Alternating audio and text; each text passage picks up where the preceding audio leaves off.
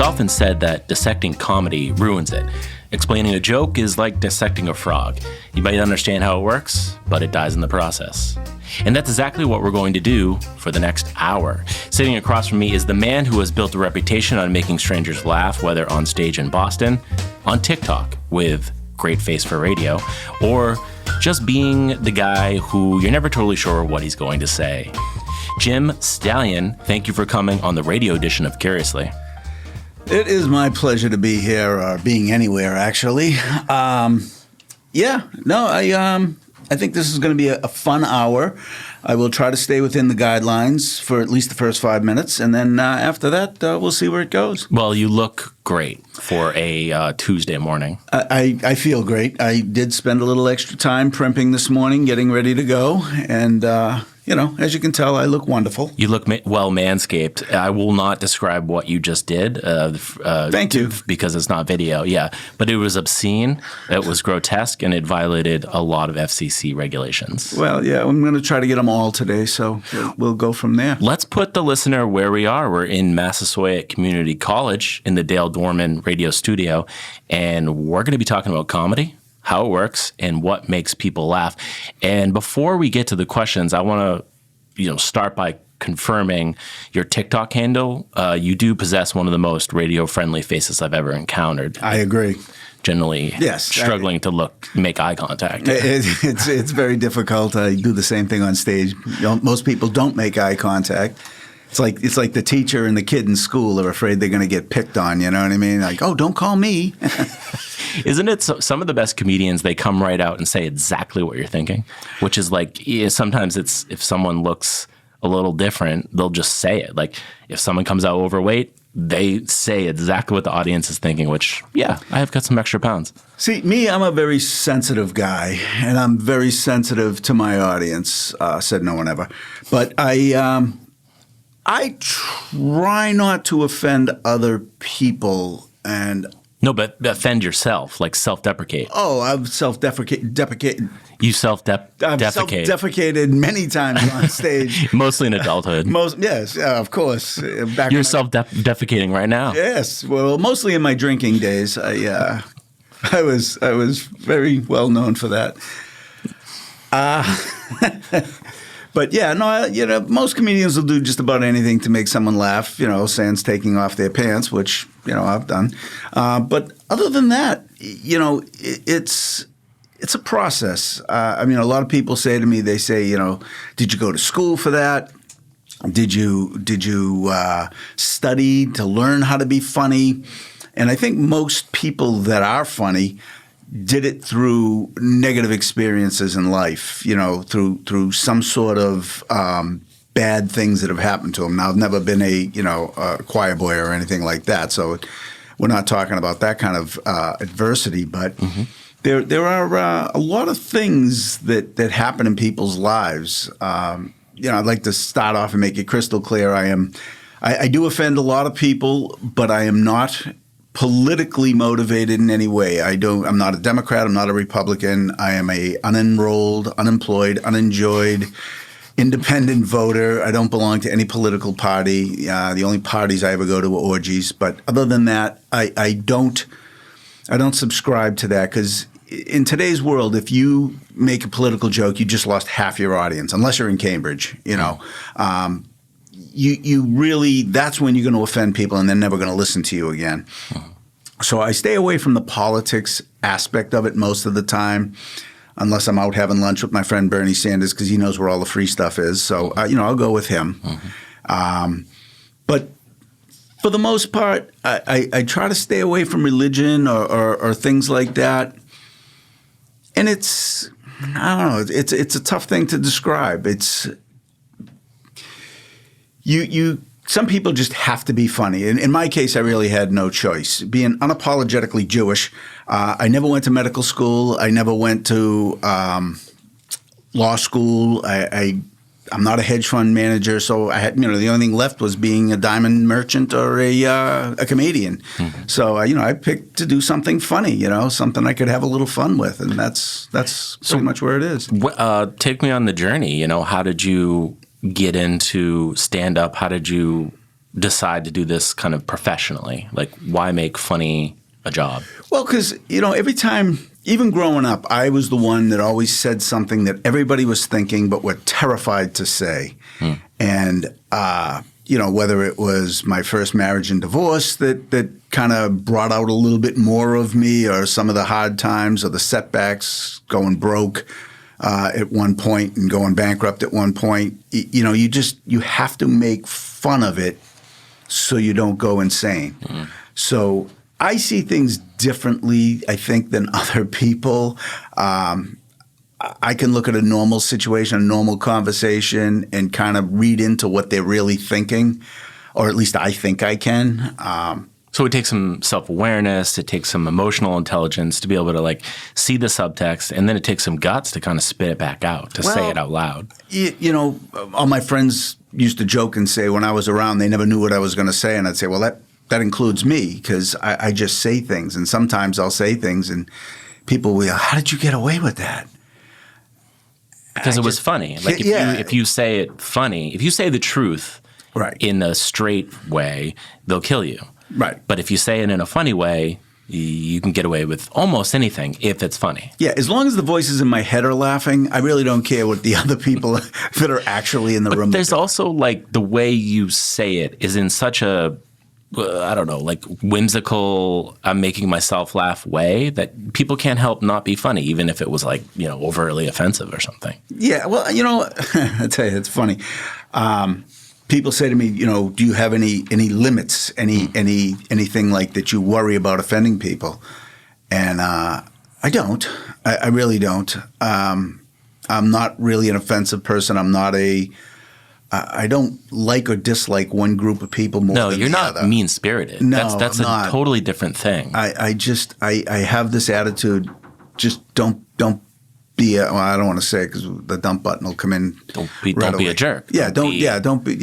We can use word jerk. Yeah, sure. Yeah. But just don't be that person that's mean-spirited. Don't pick on somebody. If I see somebody who's maybe is a little different or a little on the slow side, I would never make fun of that. That's how I felt about you. I was like, he's a little slow. Yeah, he's not. He's dim-witted. Would be double-digit IQ, high 70s. 100% could use a call to the elevator company because it's not going all the way up. It's definitely that thing's stuck on two. Yeah, it's stuck in the basement. It really is. It's out of order. That's an elevator who's out of order. You're out of order. No.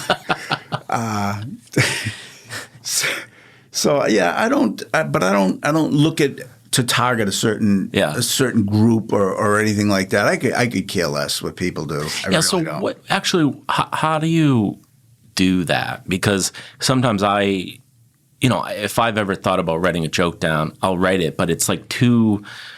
It's too edgy. It's not. Yeah, it doesn't have an unexpected quality to it, but it also is too mean-spirited. So it's I don't want to do that. So how do you make something that's maybe it's got some edge to it? It's like a critique, but it doesn't really hurt. You're not trying to hurt people's feelings. What are you?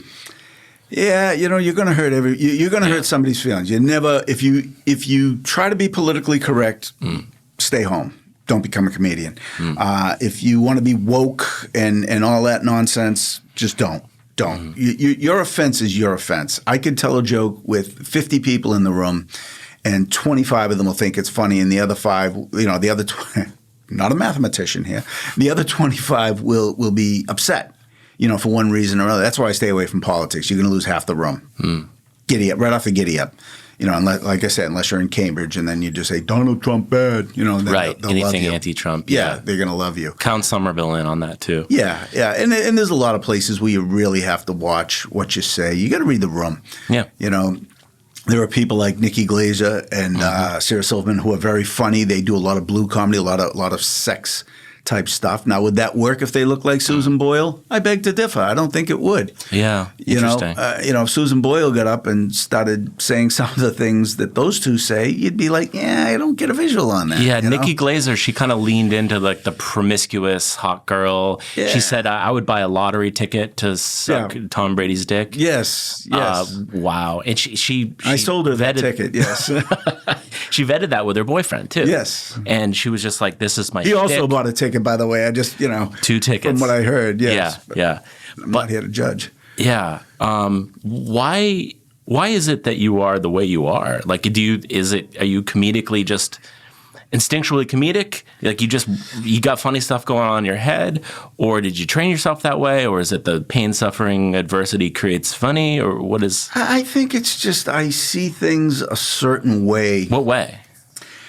All right, I'll give you an example. A job I was at probably 25 years ago, we had a boss who was the disciplinarian, and I was, constantly in trouble because of my mouth. Of course. And thanks for that little minor agreement there. No, I mean, I'm Appreciate right there that. with you. Yeah. Jackass.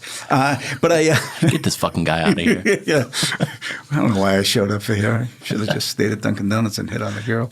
But no, he was trying to explain things to me the way he viewed the way I should be, and I just went, oh my God, I'm getting so bored with this conversation. He said, I just want to leave you with this one thing. Can I put a little something in the back of your head? And I just looked at him without even hesitating. I said, as long as it's not a 9mm, Paul. And his jaw fell. He goes, why would you say that? Right. And I'm thinking to myself, because I want to kill myself right now. Yeah. This conversation was over like 20 minutes ago, and you just keep babbling and babbling and babbling. So when you're dealing with someone who's like real straight-laced, real uptight, real vanilla, normie style, and you get super dark like that, Doesn't matter. Why is that? No, but why does that offend them? Or why does that blow their minds? You're just making a dark joke. I don't know, and I don't try to. You don't get into it. Yeah, I don't care. Yeah, It's yeah. like if you're offended, it's you. Did he fire you on the spot? No. We dated for what? No, just kidding. That was your second Yeah, marriage? through his wife, but I mean, we did date. Yes. I think that's what the whole disciplinary thing was about. But hey. Yeah, can comedians be employed? Are they employable? Because they're always As long as they don't talk much. Right. Yes. Stay silent. Stay silent. Yeah, be like Silent Bob in that show, whatever it was. Yeah. Wear a trench coat, which I did once, and of course I got arrested. But, Yeah. Surprised you didn't wear that today, but it's okay. I just figured I'd go all natural and go from there. My favorite thing is making people tongue tied. That's my specialty. What's Even the with my clothes on. Go ahead. so? Yeah, like what's this long-standing idea that comedy comes from pain and struggle? Like, why do you think that is, and how's that been true in your life? It's a coping mechanism. Okay, yeah. It's there are people that climb the tower. Luckily, I'm afraid of heights, but there are people that handle things differently. There are some people that grab a coloring book and hide in the corner and cry, and there's others that lash out and become violent. And then there's others that just make fun of it and try to absorb it that way. My first marriage was kind of painful. I joke about it quite often. People say, "Oh, you must miss your ex-wife." I go, "Yeah, well, I do miss her." I said, "Maybe someday I'll have enough money to buy another scope." I mean, I don't know. But you do joke. We know each other for a month and a half. Yeah, Yeah. I've heard about your ex-wife a few times. Yeah. Everybody has. You probably slept with her. I mean, if we were friends back then, you would have. But I follow her OnlyFans. It's only Yes. $5.99 a month, so Yeah. it's not that big of a it's deal. overpriced. Trust me. So what is it like? but I'm Are you like obviously you're a little bitter, but you want to kind of make jokes about it? Or? Strangely, I'm really not. Because the good news is she is with somebody else, and I know they are now the miserable one. You know what I mean? There's some pleasure in knowing that she's fucking someone else's life up. Oh, yeah, and all his friends. Yes, absolutely. She's draining his bank account, which is for me it's good. Right. Right. No, she was. I mean, the only thing I will say about her, she was good in bed. I mean, you could ask anybody, including the pool boy, which I never understood because we don't have a pool. But it's fucking bitch. But I'm not. Yeah, no, you're not bitter. Yeah, No. you're totally Completely over healthy it. on that. Completely over it. So funny comedy as coping. Interesting. It's Yeah, like for me it is. yeah, like if you've seen some shit, so Yeah, well, I'm gonna make some jokes about it. Yeah. I mean, it's that you go insane. You can't hold things out, and I think that's why I express myself the way I do. I just say things because I'm not one of these people that'll hold it in and feel bitter about it, because it just eats your soul. It's like drinking poison and expecting the other person to die. You know what I mean? Mm-hmm. You can't be angry, man. Life's way too short. So comedy, making a joke or listening to a joke too, like audience going to a stand-up, it's medicine. It's just 100%. You have to laugh at least. You should belly laugh at least 3 times a week. And in your case, you're lucky because 2 of those days of the week we have, we see each other in class. 100%. Yeah. And we get to see the abnormalities of life. Right. And that's the fun thing, But even when I'm serious, I'm not serious. So, I mean, unless somebody's... So what do you say to someone who's taking it too seriously? I know I've done that, you know? Just don't. Yeah, so how do you do that, though? How do you just, lighten up and see the levity or the comedy of life? Here's the deal. Like, when you're online and you're scrolling and you see a post you don't like, there's 2 types of people. There's the one that'll scroll or block it. And then there's the other one that'll put in their 2 cents, their comment, and tell everybody how upset they are, which helps the person's algorithm because now they're getting traffic on their site. Right. I just scroll. So you scroll by? Yeah, I just scroll by it. And if somebody doesn't like something I said, ignore it, Just hang around. I'll say something else that's offensive to somebody else, and you'll think that's funny. It's funny when I'm offending somebody else, but not when I'm offending you. But so, I mean, people have said offensive things to me, and they've made fun of my physical appearance. They say I look like a circus freak having one leg longer than the other 2. But I'm not offended by that. Right. The guy who it's like the kind of like deformed small creature who lives. Yeah. Right. And everyone pays a nickel to come on in and see Jim Stallion. Yes. The guy who looks like one of the knights in armor. But it's. It's not a lance in his hand. He's a genetic wonder, and it's 2026, and people are still paying a nickel, which is still again overpriced. I think. Rules. Any rules to comedy? Does anything come close to a rule? I mean, a lot of this shit's just, especially in conversation, it's just instinctual. That you just pop off. Yeah. But when you write a joke, when you really design one, how do you start? Well, I'll tell you, it's funny. Funny story. I was probably 10 years ago, I was doing an open mic night, because that's what everybody does. They go to an open mic night with a bunch of new jokes they wrote, and they try it out on the audience. And most of them are comedians or their friends, and you see who laughs and who doesn't, who gets offended, who just ignores it, and that's the worst. And I had this whole thing written out at this place over in Jamaica Plain, and I get there, and as I get there, there's a fight, and... Physical fight. The bouncer's throwing this Spanish kid out of the place because he was drunk and he was acting up and he was calling them names, and this bouncer was enormous. He was very, very well tempered, but this little skinny kid, he's calling him a homosexual. He's telling him he's got no friends. He's got this. He's going to come back with his boys and this, that, and the other thing. And I watched it, and everybody else is running to the other side of the bar, and I'm standing there going, "Wow, this is cool." I just got a new opening to my act. And at that point, I wrote my new opening spiel. And it evolved around that interaction. So I just saw it, and everybody else saw it as a dangerous situation. I saw it as pure comedy gold. Do you remember what you said? Oh, 100%, yeah. How'd you? I did. I got up and I introduced myself, and I said, "How you doing, folks? My name's Jim Stallions." I says, "And no, that's not a stage name for a porn movie." I said, "That's I have another name for that."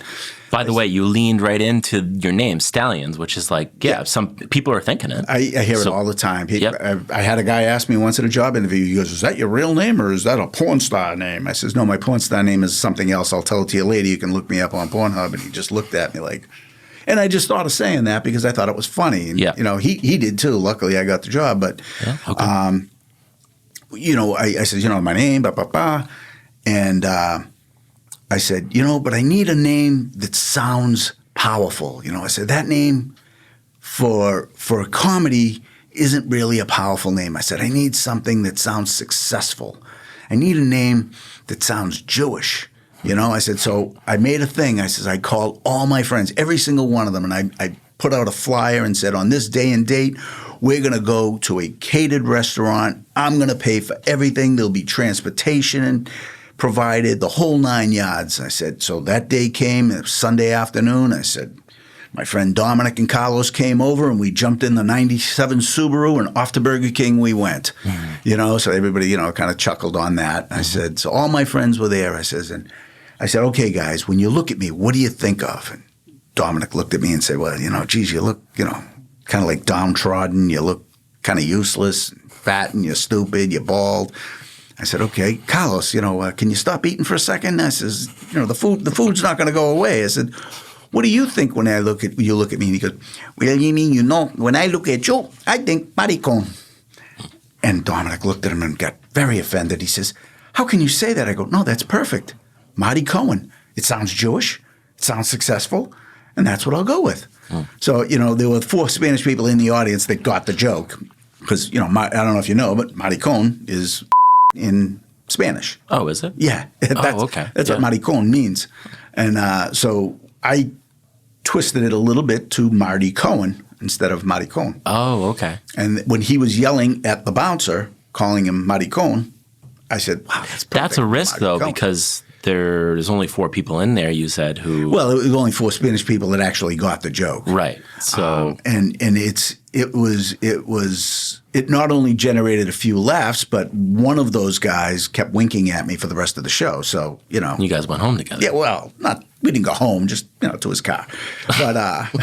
There's a storage closet. Exactly. It Saw was some behind stuff. the bar next to the 2 people that were passed out. When you think about, stand-up or you're performing, how much of comedy is just taking the audience in one direction and then kind of like yanking the steering wheel, and how much is it the unexpected? Well, if you're writing your jokes, it should all be that. It should all be misdirection, and then a comeback around. Yeah, I used to call it a reach around, but you direct them in a way they think they know what you're going to say, and then you come back, and that's the anatomy of a joke. You set something up. There's a guy. He did the Tom Brady roast. I can't remember his name. Very funny guy. He does that. He'll say something very deadpan, and then you think that's the joke, and then he'll come back and he'll add something else. Nicky Glazier does it too, I think, a few times. And it all depends on your timing. If you've got good timing, you can do that. You can come back around. So I used to write with 2 different guys. They were like rubber walls. I used to call them my rubber walls. I'd bounce things off them. And we would basically just talk about people we knew and things that happened, and then go on a tear, just tearing this. Trying to make each other laugh. Yes, 100%. Just tearing a subject apart. And I'd go, oh, I like that. I'd like that. But sometimes I'll see something and I'll say, wow, that's really funny, but it doesn't hit. You know what I mean? Like it's they're not going to get that. It's more of an inside joke, and you got to be careful because sometimes I may say something to you. We may know a guy, Joe Smith, and I apologize for any Joe Smiths out there that I may know, but you may look at him and he may have a feature about him that we find funny, and if I say that to a crowd of people that have never seen Joe Smith, they're going to go, "What was that joke? That was nothing. It wasn't funny." You have to have kind of your pulse. You have to on have a setup. Popular culture, knowing what's what right now. And where you are. And location, geography dependent. 100%. Some joke is going to work on the coasts and it's not going to work in Iowa or whatever. I've yet to know the joke that works in Iowa, but yeah. Have you ever been outside? No, mostly New England. Okay. Just New England. Okay. I've been out of the country, but I've never performed outside of the country. Oh, I've performed, but not comedy. Yeah. So, influences. Who'd you grow up watching? Who'd you admire? Who's your guy? I'm going to girl? date myself now. Yeah. I always admired the people that could make you laugh without referring to their genitals. So non-raunchy. Yeah. Okay. Talking about like the Marx Brothers. Okay. Mel Brooks. Yeah. Where there'd be a nuance here and there. Guys like that, they were just funny. They could say things and you could get away with it. Robin Williams in more recent times because he was unfiltered. I mean, most of it was cocaine fueled, but he was a funny man, and he would do absurd things. He would actually act out the voices in his head, and I've always admired him. I did too, and he's just so brave in the sense that like he'll be on a live interview, and he'll just step into the void of not knowing exactly where he's going, and he'll just go. Just follow it, yeah. Yeah, and it's almost invariably hilarious. Conan O'Brien does that too. It's like he just kind of pops off, and he looks too much like Howdy Doody. I don't like him. Fair enough. Freddie Newman. Big fan of George Carlin. George Carlin was huge for me when I was growing up. He was another one. I mean, if you go back into guys like Lenny Bruce that were banned for saying certain things, and now they got rap artists and well, not just rap artists, any musician out there saying some of the things you just like roll your eyes and go, where's the artwork? Carlin had a bit that was like the words you can't say. The Heavy Seven. Yeah. I remember them, So so much of his comedy was like social critique. He's just anarchist, atheist, very anti-government. Oh, for sure, and just totally independent of every ideology, way of thinking, perspective. But he made a lot of sense. I mean, like a lot of the things he would say to me, I mean, especially at a young age, even was logical. And now as I'm older, I'm like, no, it really was logical. Yeah, like maybe we don't live in a democracy. Maybe like the business class and the government politicians are full of shit. Yeah, maybe they are trying to screw us. How do they get away with that and I can't? Right. Maybe the rich steal from the poor, and And he kind of spoke about the hypocrisy, and I remember watching it and just being like so. Like there was something a little cathartic and good about it, because it's like here's someone trying to get to the truth. He may not be nailing it, but it's coming close. Like because you always have this feeling of like, oh, that sounds hypocritical, or that sounds like a lie, or that's just straight bullshit, and you can't be quite sure. But it took a lot of time just figure it out. He's like, he was a breath of fresh air, and in modern times now, I'd say probably my favorite living comedian would be Ricky Gervais.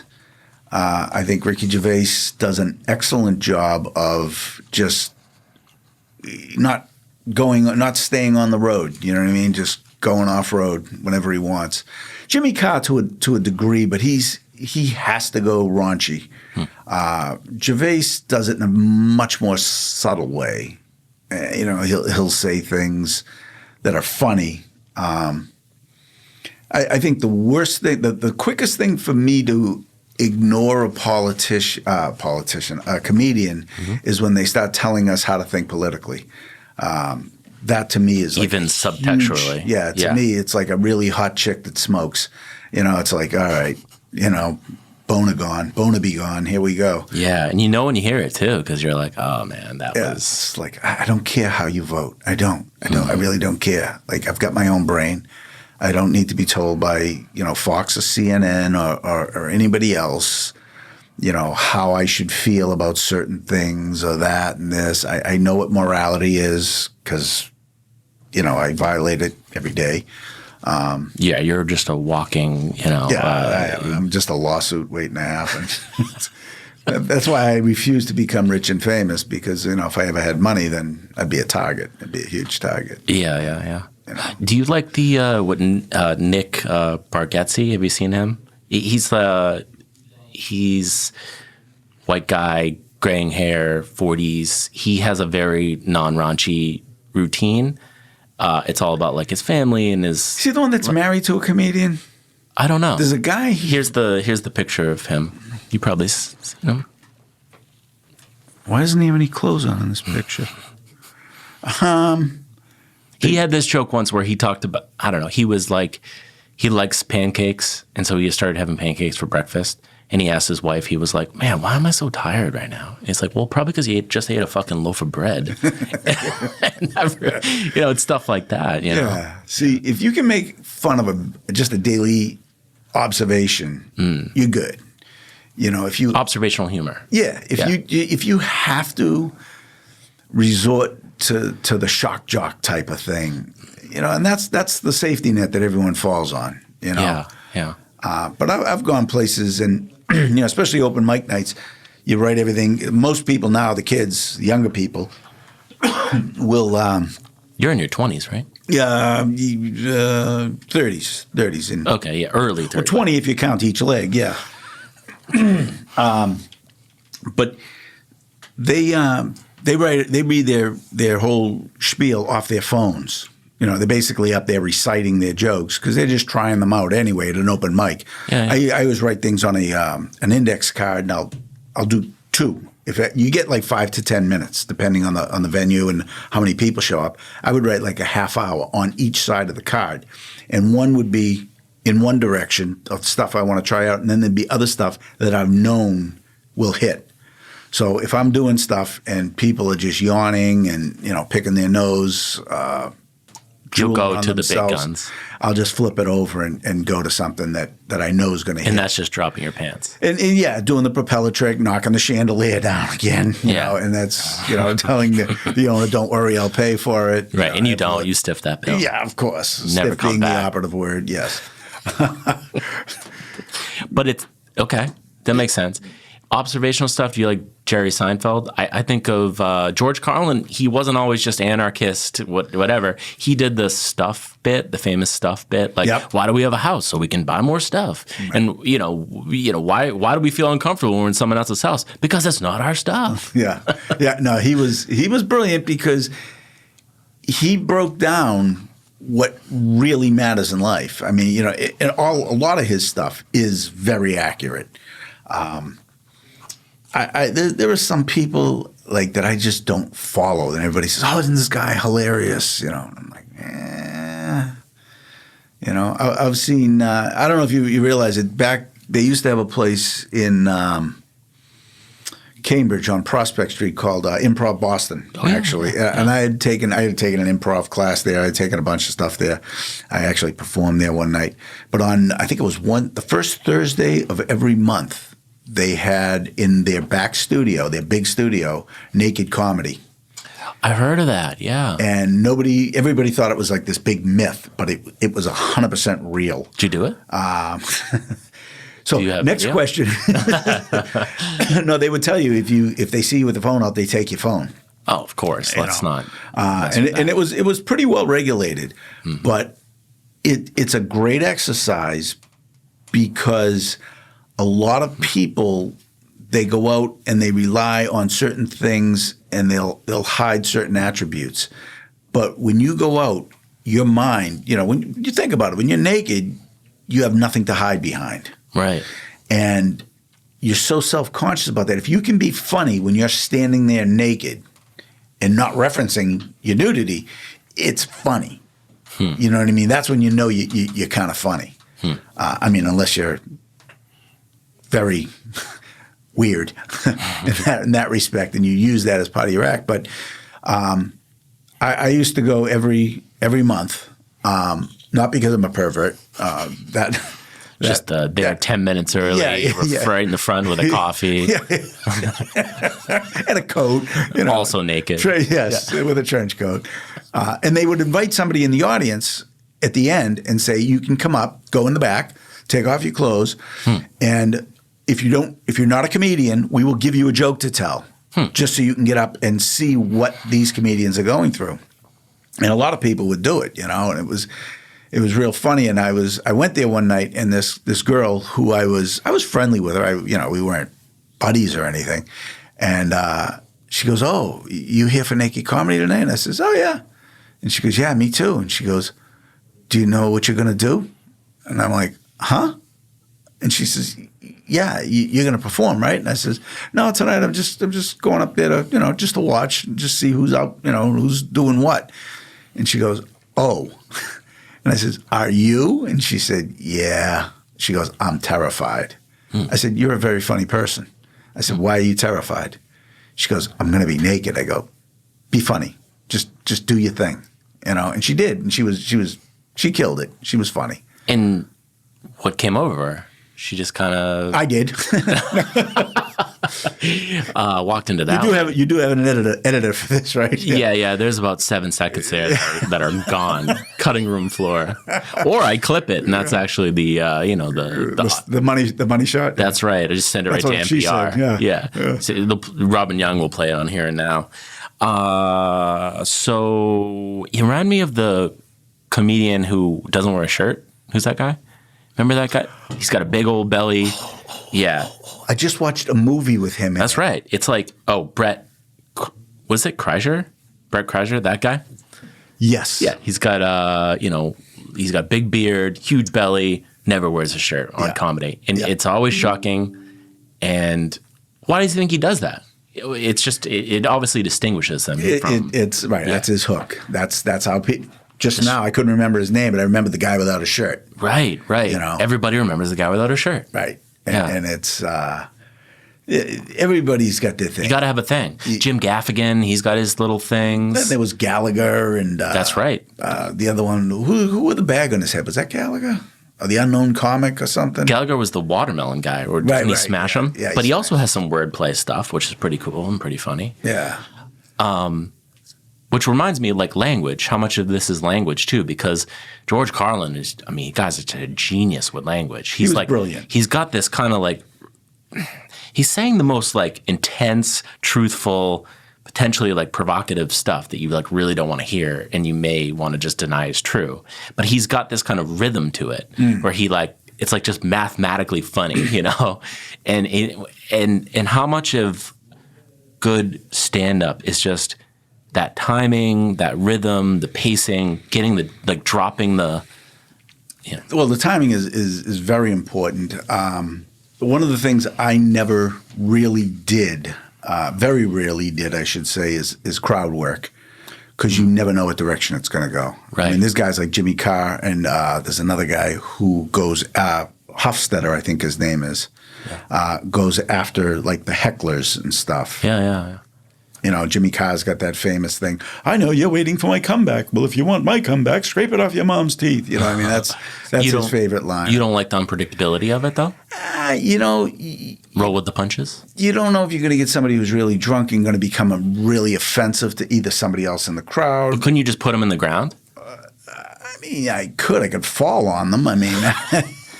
If they're in the front row, just club them like a seal up on the Antarctic. I often wonder how much that crowd work is already planned anyways. Not that they're like an overt plant, but like they already know. I saw this one guy, he's on Netflix right now, and he's kind of like he's like a gay guy and a little bit effeminate, and he like leans into that.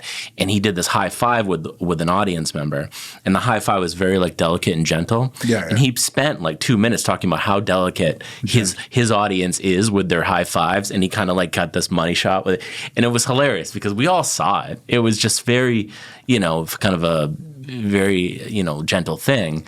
And I was like, he made that up. Like he actually gently touched his hand, and then he dropped it as if it were improvisational, but it still worked.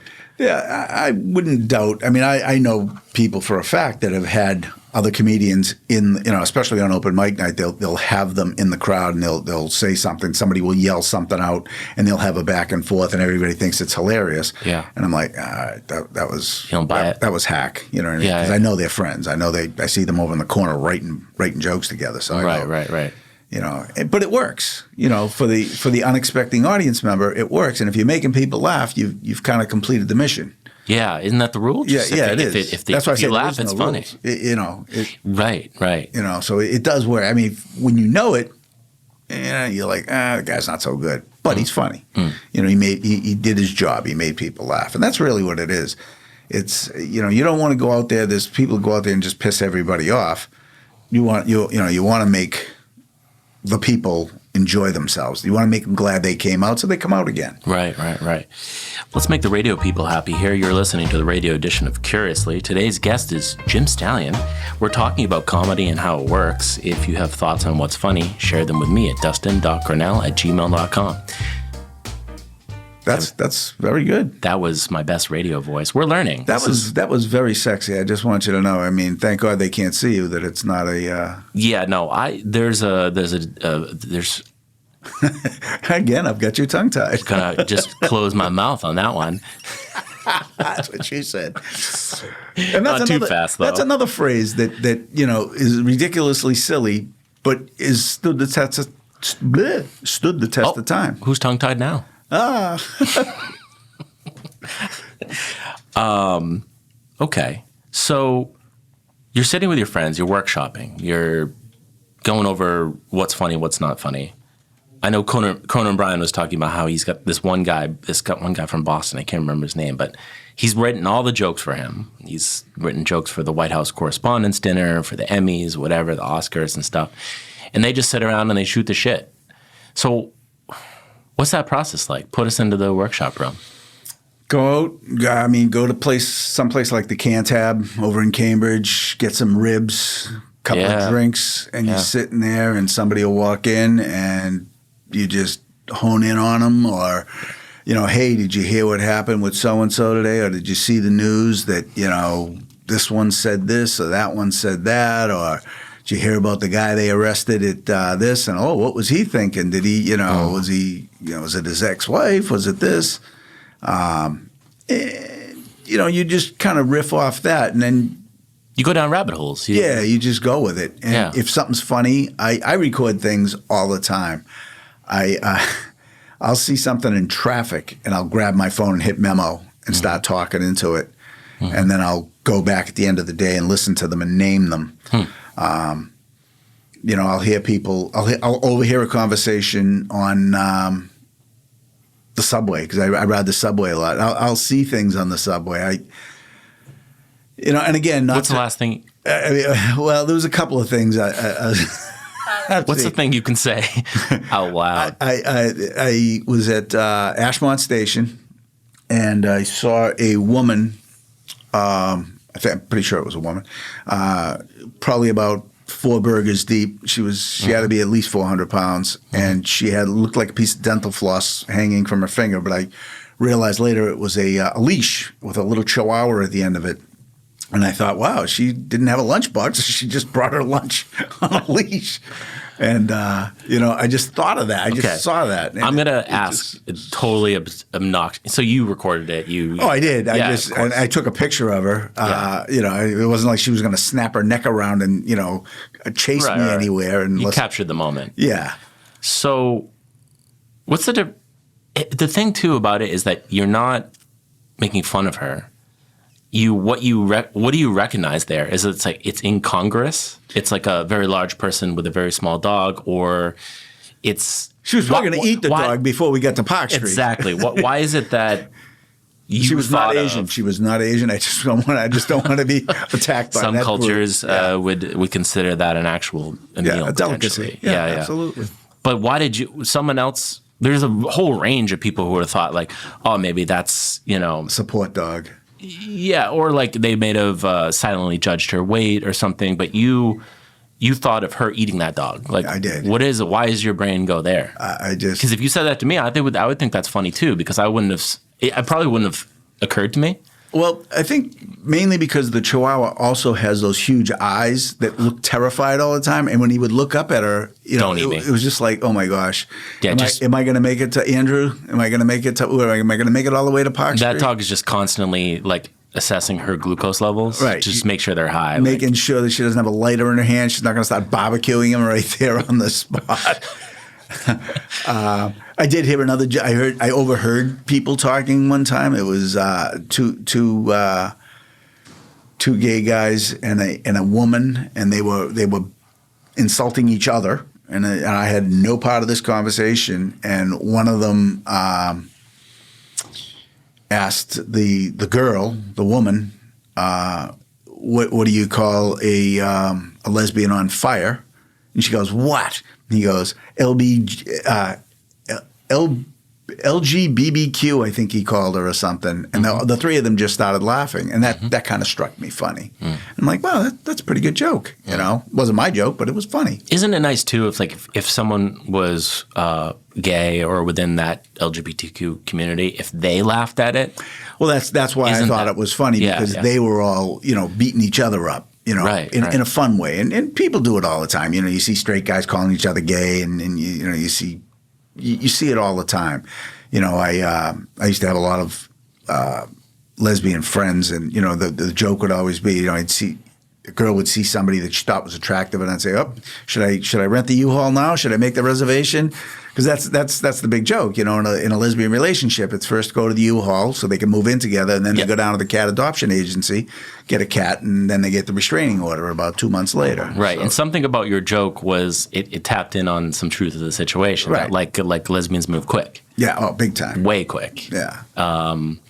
And you could have said something about a Subaru or short hair or whatever, and like you're tapping into kind of like public knowledge, pop culture. Public stereotype. Yeah, it's, I guess a stereotype, right? Now, I never picked on the Subaru because I drove one for 20 years. And people used to call it my Lesbaru. You know what I mean? They go, "Hey, I didn't know you drove a Lesbaru." I'm like, "Yeah, well, you are what you eat, Okay, yeah. So, still the whole joke writing process, like, I don't know, throughout my life, people said, "Oh, yeah, you're funny. You should, like, do stand-up and whatever." And it's like, Were you clothed when they said that? I mean, yeah, I was impaired and without apparel. Yeah. yeah, No. it wasn't right after sex, was it? Yeah, and Hey, it's that was like, funny. okay, I guess the thing I'm circling on is like, it doesn't. So what if you're funny? It's another thing to write jokes. You've got to. It's like teachers and knowledgeable people. You have certain people that are extremely knowledgeable on a subject, but can't teach. They can't convey that information to save their lives. Teach can't do. Yeah. Right. That was the old expression. Right. Those who can do, those who can do. Those who can't teach, Yeah. which isn't always the case. Right. I know people that are language teachers that are extremely good at teaching because there's a process to teaching. The last job I had just before. It's a craft. Yeah. It is. And there's a process to that, and you have to know it. And you got to be kind of a half psychologist because certain people, everybody learns in a different way. And it's the same thing with a joke. People find different things funny. Mm-hmm. And like I say, it's very rare that you will see a comedian tell a joke and the entire audience laughs. There'll always be one or two people that are like, "That was stupid," because they either didn't understand it or it just hit home. It hit too close to home. And that's why comedians will go out and workshop stuff because they want to find things that are maximally funny. Like, how do I get 80, 90%? Yeah. Because what's funny to me on paper, what's funny to me and my friends, right? You don't know till you get it out there and get some feedback, and you're going to just pick the cream of the crop for your set. True. I mean, the thing that stinks about that is, your feedback usually comes with that's why you go to open mic nights. You have to kind of bomb. Right. You definitely have to shoot yourself in the pee-pee before you realize that, okay, this joke really sucks. And I've heard jokes that I thought were like disgusting, and they hit every time, like in certain audiences. Is there one you could think of, or one you thought like that was it contradicted? You thought it was going to be great, it wasn't. You thought it wasn't going to be great, it was. I've blown up so many times; it's hard to say. It's just part of the process. It's and that rolls off your shoulders. Yeah, you have to. Okay. You can never ever take anything personal because you just collapse. I would collapse. Yeah, it's like dating. You know what I mean? For those guys that are still out there trying to figure out who it is they're dating, you go out there and you go up to a girl and you throw out what you think is your best line, and she just looks at you like, and you see her reaching for the pepper spray. If you built your life around that, you'd never talk to another person. You just go, okay. I think that, like they say, Gen Z isn't approaching as much. Gen Z men, they're not like going up to women as much, even though they may want them to do it. And it's because of this like fixed mindset. It's because of a lack of an experimental mindset. They don't want to look stupid. They don't want to look cringe. That's the word. And it's like your whole fucking life is cringe. You got to get out there and mess it up. Again, I blame this on that politically correct woke culture, whereas if you say something, I'm of the age where I call everybody 20, late honey and 20s. dear. Yes, Yeah. honey and dear. I used to answer my phone no matter who it was. Yes, dear. Yeah, you creep Yes, everybody the fuck out. Right. They all the all women freak. in our intro to mass communications class, you're like that close to just getting like an official complaint Oh yes, yes. from me. Security, Yeah. Security, room 330. Constantly staring at my backside, Yes. getting handsy. Yes. But I don't mind it. No. I invite it, obviously. But If there's you other minded people. it, you'd take the apple out of your mouth and say something. But what the hell?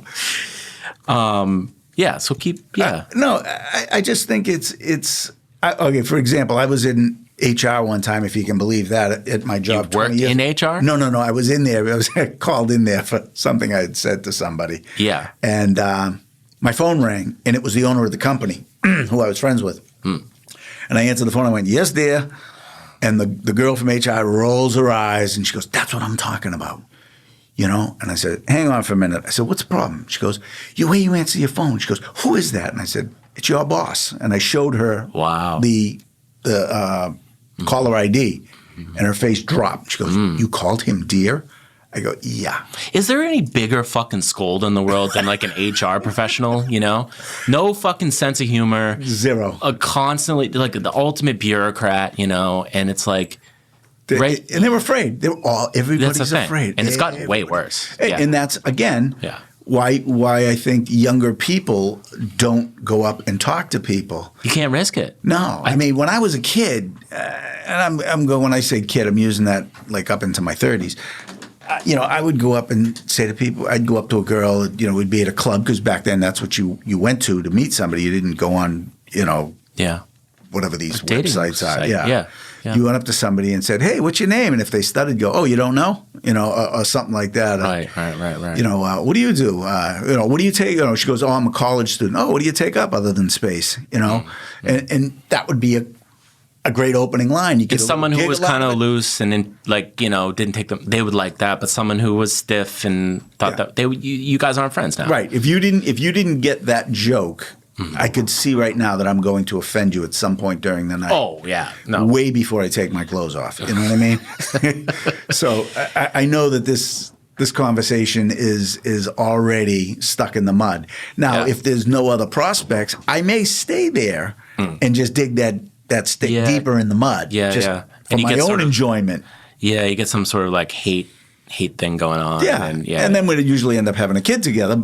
But that's a whole nother thing. Right. And there are some people that you just don't get along with when you first meet them, which is like me and everybody. But you eventually grow into that, or you don't.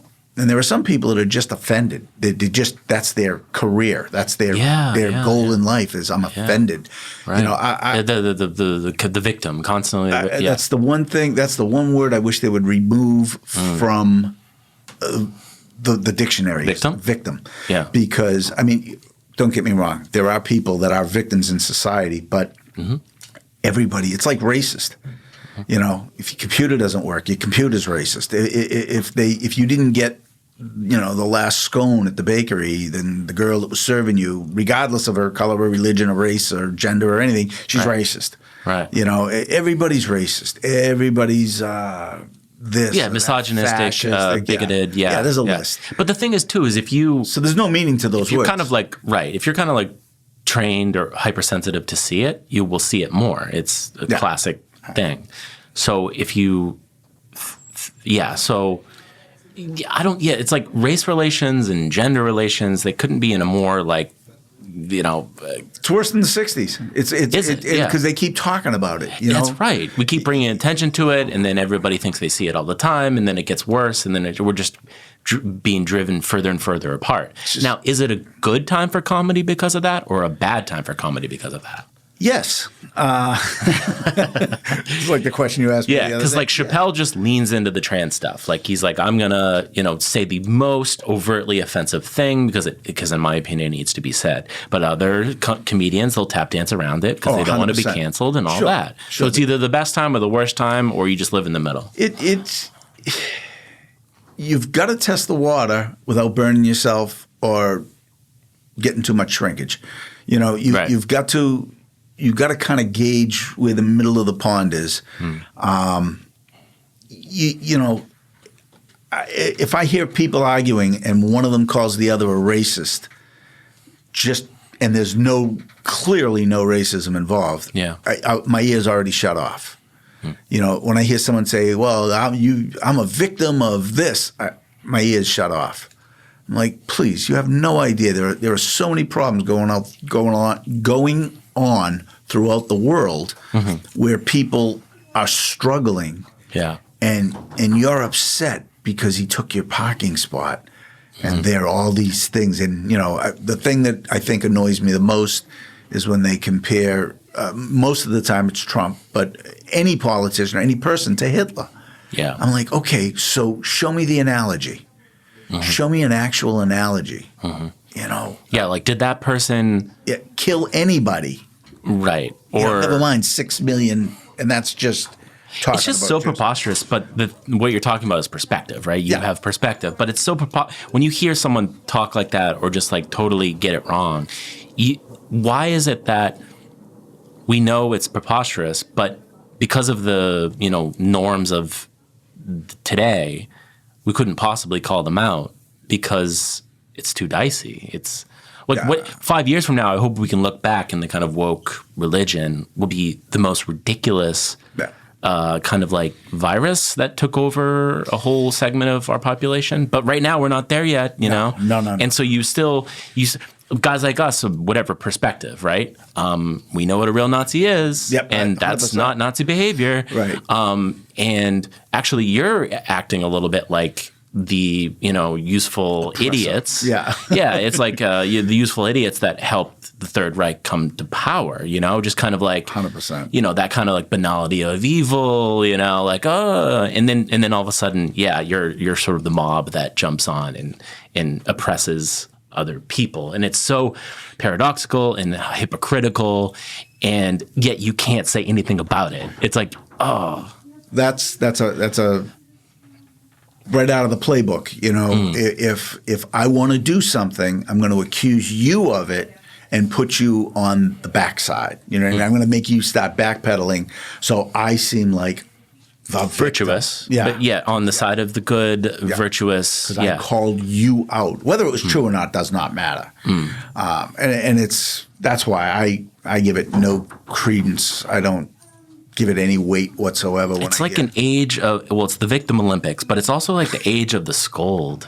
It is. It's the scold age. Yeah. And it's terrible for guys like us who are a little more, I don't know, we got a little wisdom in our bones where it's like, come on, years of experience. I mean, the things I've seen, I mean, I watched the Vietnam War on TV. Right. Yeah, I'm old. But not 29. Okay, got it.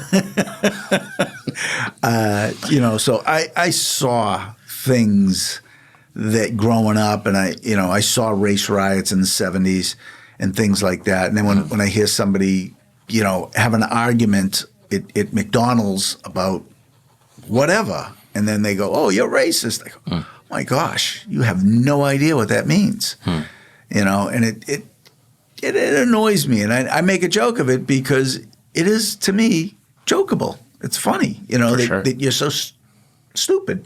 Bill Maher leans into it all the time. You know, all of his monologues and his rants are about how younger people have no perspective, and you know, he even so Gervais does it too. I mean, for sure. He just and he is.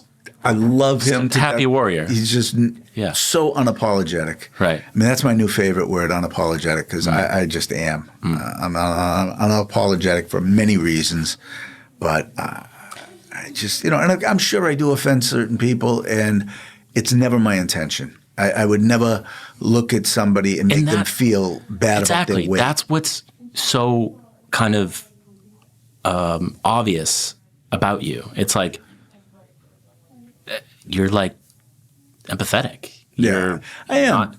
I mean, don't let that. I mean, we probably shouldn't put that on the air that I am empathetic. We'll cut that out. Yeah, definitely cut that out, because then people are going to think I'm human. Well, it's like you're not a fucking asshole. You're not like trying to sit here and. You've never dated me, but I mean, we slept together. Yeah, but that wasn't really a date. That's like a situationship. It was just because I wanted free Burger King. Yeah. That was a expensive night for me. But, well, as my dad was saying, you're paying for it somehow. Yeah, we both supersized it, yeah. What is so fucking intoxicating about making someone laugh? Like an unexpected one, too. When I said, oh, so you're not 29? You never saw that coming. I was real subtle and dry about it, but you had a belly laugh, you put your head back, and I was like, man, I feel like $1 million right now. Yeah, I was angry. Yeah, no, I don't. I was like, I can't son read of a bitch, people. What is he going to say that for? But yeah. No. Why does that feel so good? Because you heal. It is a healing process. It's almost like from Fletch. Demons out. Right. When somebody laughs, they're. I mean, it's a proven fact the human mind can only think of one thing at a time. And there are some people that can't even think of one thing at a time. The OCD or HDHD or whatever the Chat EBTs or whatever they are. There are. So the human mind can only think of one thing at a time. So if you're upset about your water bill that just came today and your heating bill, which is ridiculous in Massachusetts, right? All the utility bills are I'm not going to use the other R word, but that's what they are. Yep. And, if you can think of a girl who's not going to be walking the runway, holding on to a chihuahua and possibly eating that, and it makes you chuckle, you're not thinking about that bill. You're not thinking about that. You're laughing at someone else's expense, but you're not, like, I'm not attacking. Like, that girl will never see me do my act and know that I'm talking about her. Right. I'm talking about you've anonymized heavy set people in general. I just lost almost 40 pounds. I'm down. I was way heavy. I was from 450 to 410. No, I was each leg. I was almost 220. I'm down into my 180s now, which I haven't been in since the 80s, actually. Good for you, yeah. I'd fuck you. I mean, yeah, I would too. I mean, I do every night. They said I needed resistance training, and I figured, hey, what better way? Kill two birds with one stone. I did notice your right arm is markedly larger than your left arm. It is. It's from slapping my left arm, telling it to get in line, get with the program. Holy shit, dude. So when you're on stage and you're doing stand-up, are you a totally different person than who you are like right now, or just hanging out with me? You're you. You're just you kind of performing? Just being, I'm just seeing things and saying them. If I the only time I'm not me is if I am trying to sell something. You know what I mean? If I'm trying your to get no, that sells itself. True. If I were to try to get somebody in some sort of a business situation, I bought some cuckold knives off you. Yes. The cuck chair with restraints attached. Yeah. But, the deluxe cuckold chair for the Hilton. Yeah, universally fits any corner in the room. Yeah, for the most enthusiastic cuckold. And any of the Kardashians, yes. But I, for actual cash and money, I sell real estate. Oh, okay. And one of the projects that I'm now involved in is placing homeless veterans. So we have a thing with the VA and HUD and VASH and everything, and we go with the caseworkers, and then we find people that have apartment buildings, and we try to use these vouchers, and we get the veterans housed. So in that case, I am still kind of who I am, but I'm a little bit more serious. Like when I sit down and talk to them about risk management and the voucher program and how it's good for them, I'm not trying to be like a used car salesman or like a regular real estate agent. I'm trying to actually help somebody. Mm-hmm. So I'm a little bit more on the serious side, but once I've met them and we've got a relationship going, the real me comes out, and I'm back to being insane. Yeah. Yeah. So you turn the dial up and down. Oh yeah. I try to turn it down. Sometimes I'll say the most inappropriate things at the most inappropriate places. Sometimes I go places with people, and they'll say, "Okay, here's the plan. Mm-hmm. Don't speak." Like, okay. Yeah. That doesn't work, Well, you're listening to the radio edition of Curiously. How incongruous was that? Today's guest is Jim Stallion. Great last name. With an S. We're talking about comedy and how it works. If you have any thoughts on what's funny, share them at dustin.grinnell@gmail.com. Someone is not funny. Can you make them funny? Yes. You bring them on like Gervais brought on Carl Plinkington there, or Pinkington, whatever his name is. Yeah. You can. You can teach people the anatomy of a joke. You can teach them how to write a joke. The craft of it. Yeah. The craft. You can suggest timing. Mm-hmm. You can do all that, but if they don't make the observations, you need an insight. You definitely have to be able to read the room. I know people that are just in daily life the driest people in the world, and I've seen them get up on stage, and I go, "This guy's going to commit suicide on stage. It's the only way I'm going to laugh." And he'll get up and he'll be funny. You know, they have it because written out. They have good subject matter. They have good subject matter. They have good timing. They've sharpened it. You know, wherever they sharpened it, whether it was at an open mic night or wherever. And they were funny, you know. And it's a lot of times people's jokes aren't theirs. I don't usually tell other people's jokes unless I say, "Oh, and I heard from blah blah," and I'll give them the credit for it because I don't want to be known as a hack. Yeah. So that's called a hack if you steal someone's shit. Yeah, that's pretty frowned upon. Yeah. Anyway. You know, people do it all the time. You know, and you see it. Sure. You see it on YouTube. People say, "Oh, so and so stole my joke." It's not really a joke. You know what I mean? Like, did you really? I mean, the joke when I saw the girl with the dog, for example, I saw that. That's mine. Yeah. But did you see somebody just like that 2 years ago and make that comment? Then it's your joke. So you don't really own a joke unless it's a current event. You know what I mean? You know, if they start talking about all the new supreme leaders in Iran, I mean, that would be your joke because it's never happened before. You know, that's a situational thing. If, you know, and you see in it, you know, now and more and more jokes, they're written an hour after the next guy blows up or is taken out or neutralized or whatever they want to call it. There'll be a new joke about him. And that's an original joke. You know, but it doesn't mean that I didn't think of something very, very, very similar, you know, at my round table. Yeah. You know, so Yeah. you got to be very. If you say it word for word, yeah, it's hack. Totally. It's totally hack. Any advice for younger people who want to get into comedy? How do you find your subject matter? How do you find your voice? How do you learn craft? How do you find the guts? The first thing I would say is ignore all your age group people. Don't listen to people. You know, when they say, "Oh, don't say that." Right. If you want to say it, I won't say it to you. But you know, and if you think it's funny, try it on a few different people. Try it, you know, in conversation. When you're just talking to somebody, you know, you bring up a subject matter and throw it out there. And some people might not think it's funny. I mean, you know, you hear a lot of people that talk about the Charlie Kirk thing or something, and there's a lot of people that are offended by that because they, you know, and they go, "Oh, too soon." For some people it is, and other people it's not. So if you want to throw that joke out there, you know, you're rolling the dice, really. But for young people, I would just say don't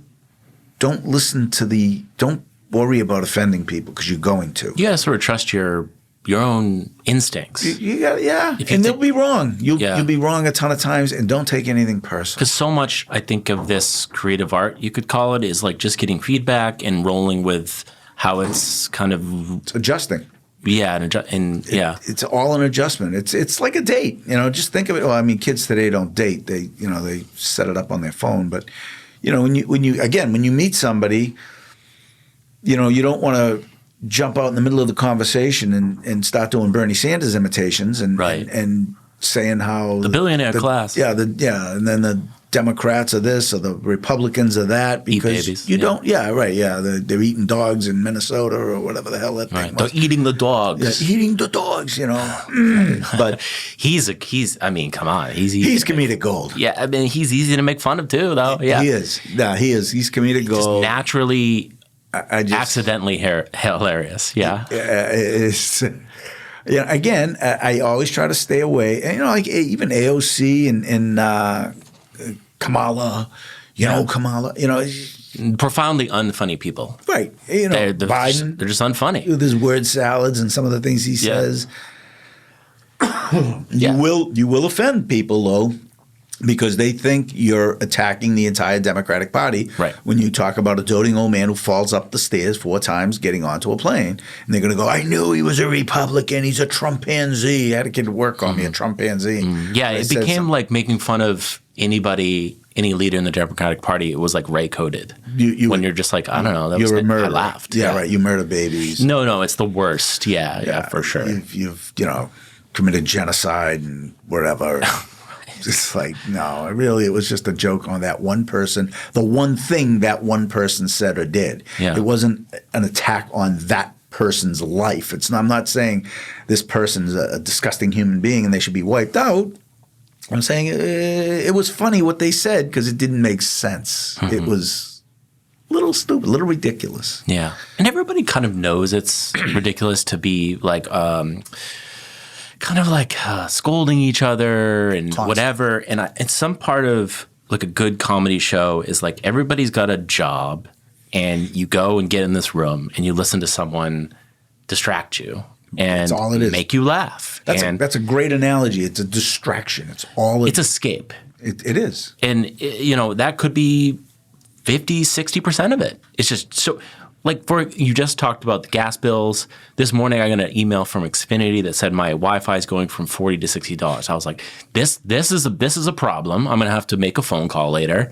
I'm gonna have to haggle. I'm gonna have to see if they have any fucking promos going on right now and stuff like that. Yeah. Right.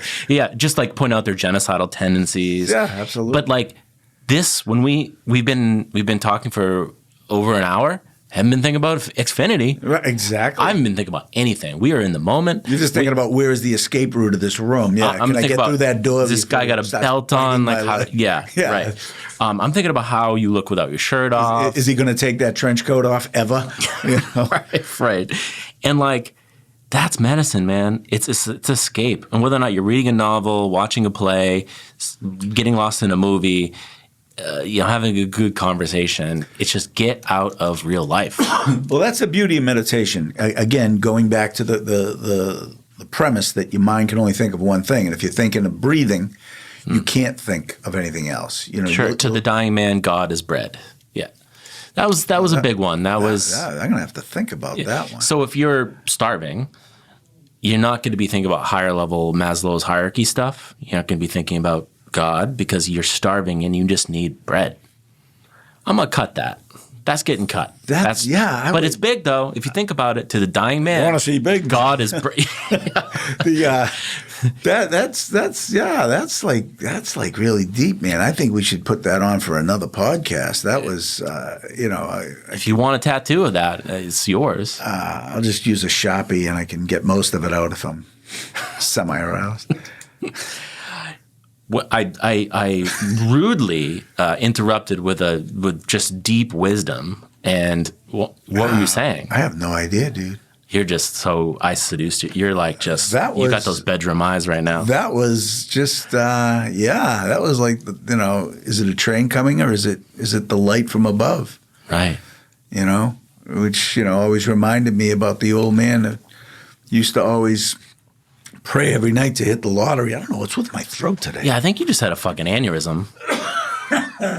Does Massasoit College have a cardiologist on call? Because we got some. Your left side of your face is drooping. Actually, your whole face droops. That's baseline. Yeah, you should see my boobs. You'll I do have it someday. Yeah. I saw your OnlyFans page. $5.99, dustin.cornell@onlyfans.edu. Yeah. MassiveToilet.com. Do not slander the place we are in right now. Say the name correctly. We're way over time. Thank God, there's plenty to cut then. Yeah, I mean, there's a lot of offensive material in here. What was I just saying? I was saying something that I think that was it was actually insightful and helpful. Probably sucked. Yeah, it probably did. At its core, Jim. Yeah. If you think of what you're going to say, you can pop in. What is comedy for? What makes people go out of their way to just sit in a fucking room and laugh with strangers? That's a distraction, and Okay. You want to see girls with big boobs laugh a lot, and see if they bounce. Okay. Yep. That's It's another, honest. That's another Honest. motivation to make the well-endowed girls laugh. Mm-hmm. But you can you just can get away. And to me, that's really what comedy is. It's just that 15 minutes or half hour or 2 hours or 1 hour. That's why people watch comedy specials, and that's why they turn them off. They watch them on TV. If they're not laughing, they're not just trying to kill time. They want to be entertained. Yeah.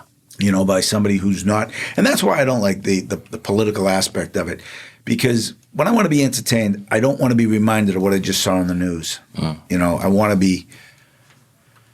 I want to laugh. I want to hear things that are absurd that I didn't think of, that I wish I had, and then go, wow, he's right. That was crazy. But again, for we were talking about young people, and such as yourself. Yes, and again, I would just say don't worry. You know what I mean? Think of what's funny, and it might be funny to the young kids, but they don't know. Young kids today, they don't talk. They don't talk to each other. You see them; they all go out to eat, and they don't On their phones. they don't have the conversation. Yeah. They don't know how to joke with people. It seems like they're often in the virtual world more than the real world. 100%. Yeah. They don't understand that you got to communicate with people. At some point, your battery's going to die, and if you get locked somewhere, or if you're on a trip and your phone is dead, what do? You either have to stare out the window and make a comment about your location, or you're going to have to communicate of how your day was and stuff. And yeah, I noticed something in one of my other classes, the radio production class. We had this. We're learning how to use this radio board here, and a couple younger kids sat down and we did this kind of, you run the board, you be two guests or whatever, and do like a mock conversation. So essentially improv. And a couple of the younger kids, they just had marbles in their mouth. Yeah. They just couldn't get it out. They couldn't. I don't know whether they just felt a little shy, which is totally cool, or they didn't feel experimental that day, or they were too tired. But I actually started to wonder when I was reflecting on it, I was like, oh, wouldn't it be really tragic if they kind of lost the tools to do it, where it was like they didn't know even how to do it. They're in fear of being judged. Yeah, fear of being cringe. Yeah, and whatever that means. But yeah, exactly. Because I'm old. Yeah. But they are, and I think that's even with some of the older people. They're afraid that they're going to be looked at differently if they can't say the right thing. What an absolute tragedy to also be cringe for just being someone who sticks their neck out. Someone who innovates. It's the death of society. Because 100%. You're going to need, nobody's going to experiment. Who's going to take risks? Nobody's going to, no, they're going to go with the norm until the norm is so outdated. It's going to be society of HR professionals. That's exactly, I can't stand HR professionals. I mean, sure, when they're helping you with your insurance, they're worthwhile. Right, or you're negotiating a severance. Yeah. yeah. Usually that's my lawyer, but it does hurt society when they're afraid. Try it. If it doesn't work, try something else. That's how you learn what works, by knowing what doesn't work. Yeah, but there's the cringe factor. Like your peers are going to be like saying like, oh, that was politically incorrect, or though that was stupid, or I don't think you can say stupid anymore. I think that's dim-witted, offensive. Yeah, I don't know. Right. So many words now you can't say. Right. I grew up saying. We need a George Carlin. Here's your next bit. George Carlin do the words you can't say right now in culture, that would not just on. Be everything. It would just be a dictionary, basically. Yeah. It would be a 2-hour show just reading the dictionary. Yeah. Anything you want to leave the listeners as we think about wrapping up? Besides, removing your shirt. And Yeah, as long as it's pleasure. on a DNA sample, I have to leave. Yeah. Can I swab your mouth real quick? Yeah, just go to the courthouse. No, I mean, I think I just say go out and do it. Just go out and offend as many people as you can, and then you'll know what you're not supposed to say, and then what works. And then occasionally you'll say something that you're afraid to, and you'll say it, and you'll get a chuckle, and people won't find it offensive. And the other thing, too, is people see things differently. I'll say something that I think is funny, and they'll think it's funny, and it's for a different reason because something in their life it's touched upon. But, Right.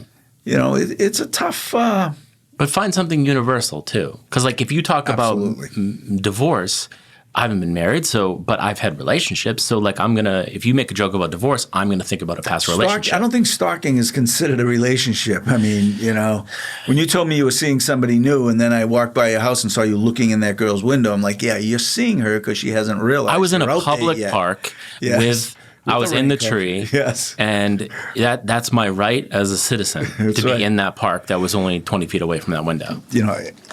So funny you say that. Just triggered something else in my mind. When you talk about my right as a citizen, these First Amendment auditors. Sure. Oh, yeah.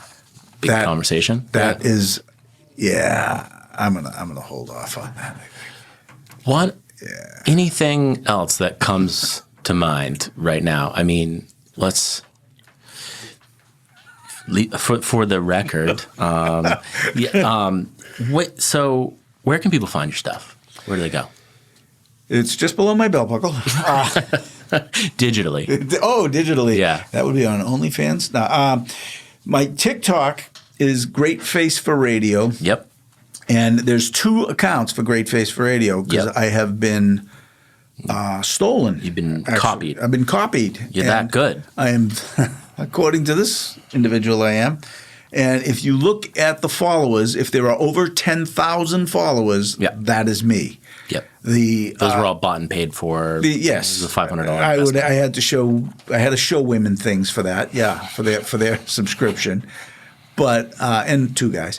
But the other guy, the imposter, only has about 3,000. Okay. And I have contacted him and told him to cease and desist. And he told me he wanted money. Oh. And I said, you got a better chance at getting a full sentence out of Biden than getting money from me. It's just not going to happen, dude. How much, by the way? And I talked about his mother. We never got to that point. Okay. I was too busy insulting his mother. Okay. Yeah. I'm sure he didn't know who his father was, so I just but yeah, I was a little upset. Yeah, he copied you. Yeah, and I am going to be opening a YouTube channel as soon as I learn how to video edit because that will definitely need editing because I can only be banned so many times before I think they shut you down completely. For sure.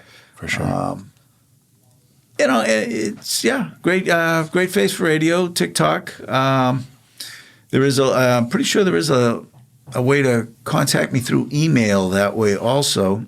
Mm-hmm. If not, I think it's called Great Face for Radio at either Yahoo or Gmail. Jeez, Wow. You get to a certain age. Remember my first beer. Yeah. So your phone number's still 911? Yeah, it is. Okay, that's good. What the hell? Okay, there it is. It's Great Face for Radio 1, number 1, at gmail.com. And if you're offended by any of this, it's Great Face for Radio number 728 at gofuckyourself.com. Yeah, you just open up the floodgates. Yeah. That, my friend, feels like a good place to leave it. Comedian Jim Stallion, thanks for coming on and talking about the mechanics of comedy. You've been listening to the radio edition of Curiously, recorded at Massasoit Community College's Dale Dorman studio. Any last words, Jim? I've already got a cease and desist order in my emails. No, I think... No, I enjoyed this. It was fun, speaking to someone else, and it kind of reminds me of an interview room. I didn't have to get fingerprinted. It was good. It was very enjoyable. These headphones are very wonderful. Glad you enjoyed it. Yeah. I'm Duster Grinnell, and thanks for spending time with us. To hear more episodes, visit curiouslypod.com, and we'll see you next time. Bye, everybody.